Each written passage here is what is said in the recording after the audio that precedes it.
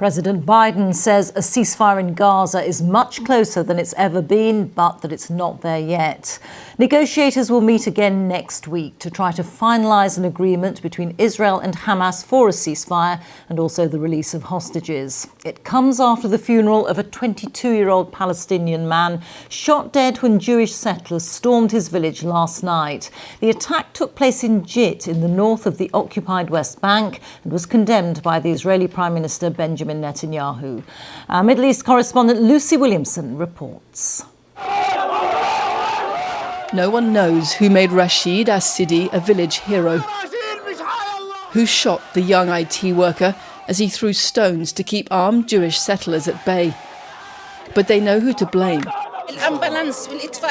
Even the ambulance that came for him was blocked by the army. They waited until he died. The blame is more on the army because they are not controlling the settlers. They protect them.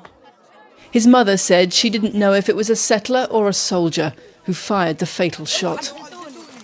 Rashid's brother Mahdi took me to where he was killed. The village boundary fence, broken in several places. A neighbour said dozens of settlers gathered here last night and that he heard a hail of gunshots.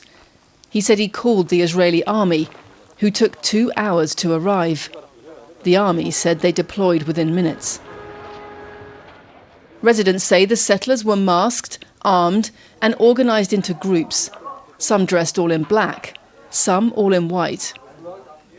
Hassan was at home with his family when they came down this road.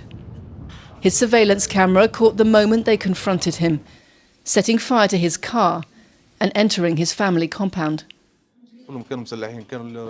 They were all armed, with automatic weapons, light weapons, pepper spray. Their attack was organised. They had a clear goal to kill or burn. Here we are, unarmed.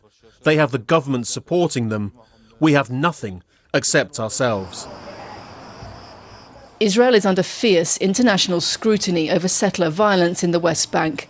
Israel's army says it has launched a thorough investigation into last night's attack. Those gathered for Rashid's funeral prayers had little faith in justice. The body of Rashid Sedda is leading a procession of anger through the village of Jit. People here trace this violence right back to the behaviour of Israeli security forces and the policies of Israeli politicians. A Palestinian village surrounded by Israeli settlements, distrustful of Israeli forces, burying their anger along with their grief. Let's join Lucy in Jerusalem just now. And Lucy, there are ceasefire talks underway. What's the latest on those? Well, we've heard that the US Secretary of State, Antony Blinken, will be travelling here on Sunday to give a push to those ceasefire talks. And that comes after the release of a joint statement from the international mediators who are leading this process, including the US. They've described the talks over the last couple of days as serious and constructive, said they were taking place in a positive atmosphere. But it's not clear exactly what substantive detail has been agreed. What is clear is that there's enormous international pressure on both sides to go the extra mile this time and sign a deal.